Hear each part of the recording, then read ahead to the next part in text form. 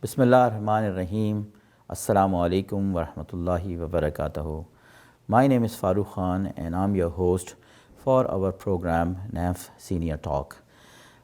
This is a new series of programs that we will be recording inshallah this year, and today we have a very special guest in the studio, Brother Saleem Akhtar.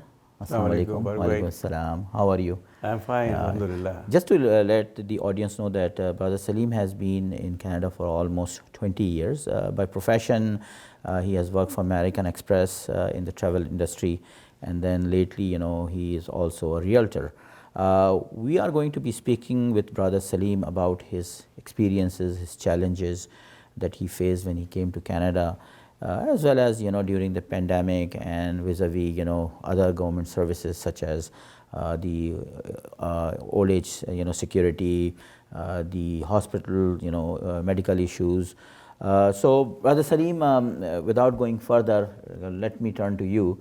Tell me a little bit about yourself, where you came from, when you came over here, and what challenges did you face? Thank you so much, Farooq Bhai, for giving me this opportunity. First of all, and your question relates to my arrival. I came here from Pakistan, Karachi, in 2002, September 2002. That's my hometown. Yeah, and I actually came with my family. I have three sons and one wife. Okay. Well. So we came here and luckily one wife. Luckily one wife. Okay. Up till now. Okay. And then obviously the purpose is, as you know, I got three sons, and the objective was basically to give them a good education while we better future, and the objective is that we also like to live with them. I don't want to just send them and stay behind in Pakistan. So we came with the whole family, and obviously, I was with American Express. Alhamdulillah, I was well settled in Pakistan. But as you know, when you are coming, you're seeing a brighter future in terms of your children. Sure. So we decided to move. Okay. So obviously, when we came here, we have a lot of challenges. And when we were coming to Canada, people were telling us that, it's not an easy market. It's very hard to get a job. And so we faced those challenges. Initially, I have to work in a different odd jobs just to begin my... Just like any new immigrants, right? Exactly. So luckily my younger brother, he was here. He came before me, and my uncle, he was also here. So we have few relatives, good. Which really help us in slightly settling in the beginning. And then slowly and gradually, I start doing some jobs, and then, one job, second job, and then finally I got a job in American Express. So I was in basically American Express Markham office. So that was the beginning. Okay. And obviously our children, they settled. So initially I based in Mississauga. Oh, okay. I think I lived there for 2 years. Okay. And then I came to Scarborough because my job was closer. American Express office was closed, so I moved here. Okay. So you were in the neighborhood of Begumpura, or yeah. I know you were Begumpura, right. is right. Oh, exactly. Okay. And then you tried to immigrate again, to the east. Yeah, exactly. Because of the job, it was closer, where I'm now resident. Yeah. Just to let the audience know, if they are not familiar with Begumpura is a neighborhood in Mississauga, where most of our immigrants who comes from Middle East, and their husbands normally go back to their work, right, and their wives and kids stayed back. So anyway, continue. So you moved to Scarborough, right, and obviously the kids were also going to school over here. Yeah, so they started, and then so my job was very close. That was the basically main concern of moving to Scarborough, and it was just 5 minutes drive. And so I started my job, and the children they completed their education. Alhamdulillah, all of my three sons now completed their studies. Two are already married now. Oh, mashallah. And my youngest, he just completed his... So what differences did you find in the social setup from if you from in Pakistan as compared to Canada, because obviously there is a cultural shock when you come over here. When you are in Pakistan, it's a very different culture. You have neighbors, you have relatives, and obviously the same language. What challenges and difficulties did you face? Well, obviously, if you're comparing the culture of Pakistan and Canada, it's a big difference. Um, in Pakistan, I think mostly the family setup is that you're living in a bigger family, like Extended families, aunts, you have absolutely, nani, nani, dadi, and halas all exactly, around you. exactly. So that was something that initially my children also feel that they were just alone, Okay. and obviously So there was a social isolation. Right. So when we came, obviously both of me, myself, and my wife, we started working because we have to work. Yeah, of course. So that is the time I started feeling that my especially youngest, when I came here, my youngest son was only 2 years old. Oh, okay. So my wife, she started working early morning shift. So when basically he came back from the school, she wanted to be in home. Yeah. So she was doing like this kind of a job in the morning, and then taking care of the child as well. Of course. And I actually that time I was not comfortable. It was very hard. And I can imagine. I can imagine. Yeah, when we came to Pakistan from Pakistan.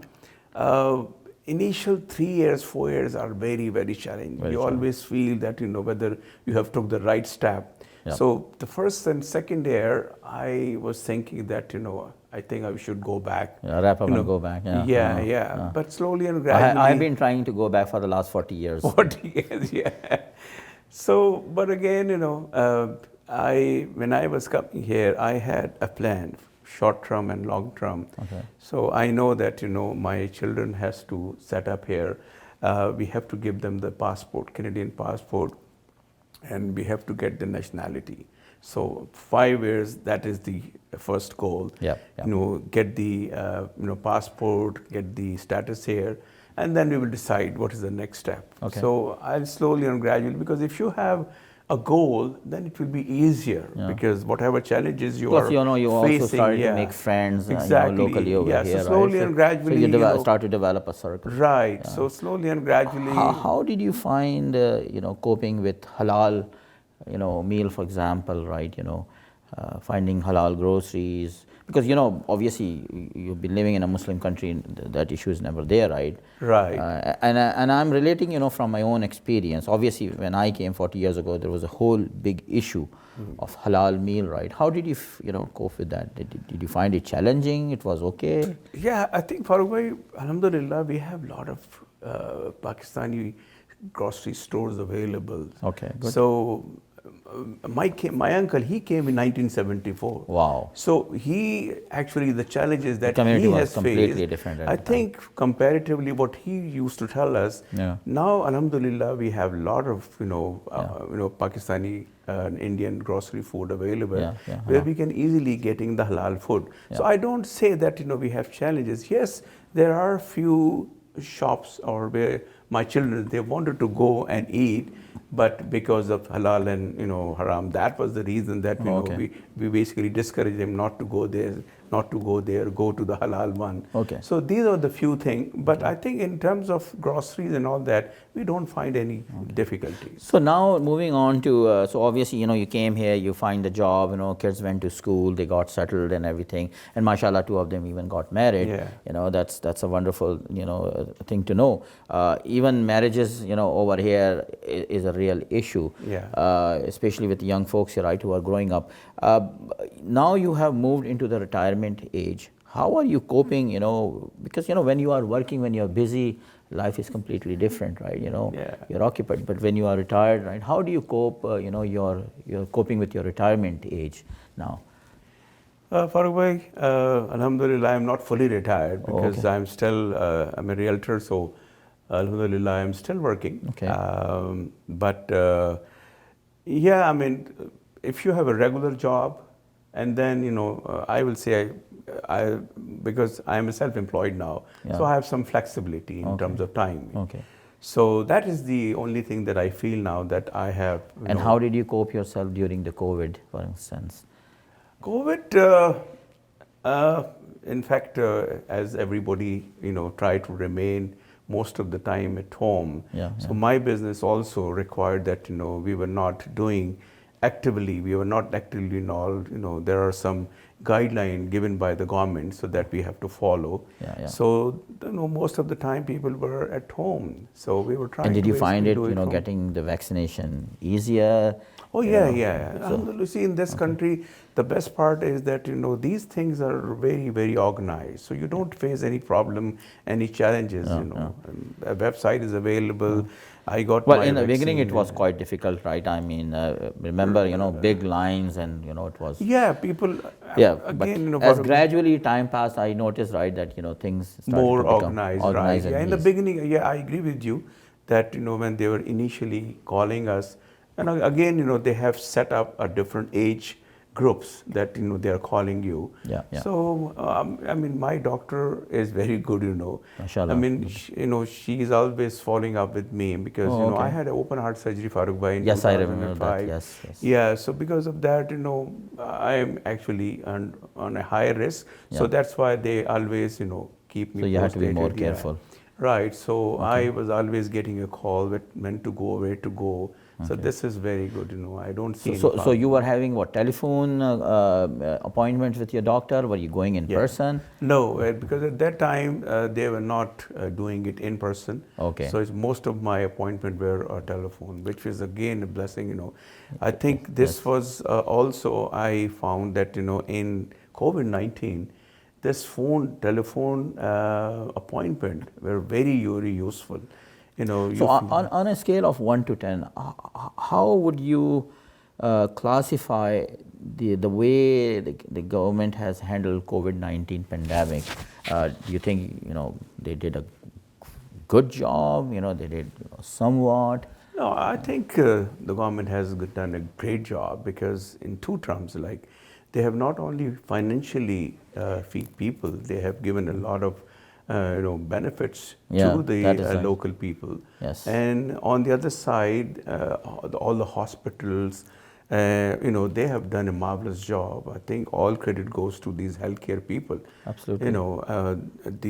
The arrangements were fantastic. And we have seen people who have come out of the way to basically provide the services to the local people. Okay. So now let's talk about the financial aspect. As a senior, obviously, when you're not working, your income becomes limited, right? How do you find for example, the Canada Pension Plan or the old age security?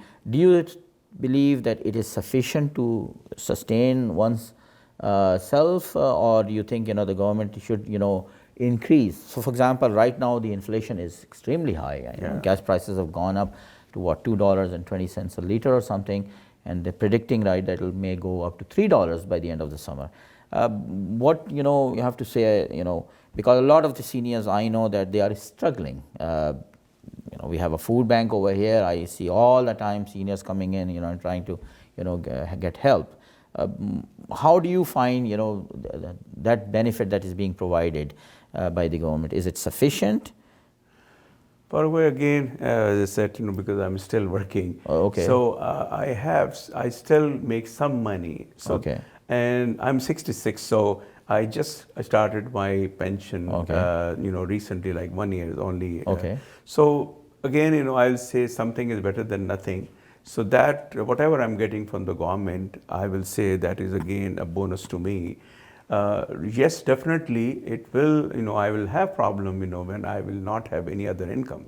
Yeah. So if I just consider that amount, yes, you're right, that amount is not sufficient looking at the prices are gone up for each and everything. Absolutely. So I'm pretty sure that, that money that the government is now still giving, that will not be sufficient to, live a proper or normal life. Okay. So probably, they will review it. I'm pretty sure that, as they are reviewing the other things as well, Okay. we're hoping that, they will do that as well. Let me ask you one last question. When we are back home, obviously there is a joint family systems. Normally, children look after the parents, right, when they are seniors. Now, you know that in this country, the social setup is different. Usually, children get married, they move on, to different cities, they have their own priorities. Where do you see yourself, first of all, let's say within the next 5 or 10 years?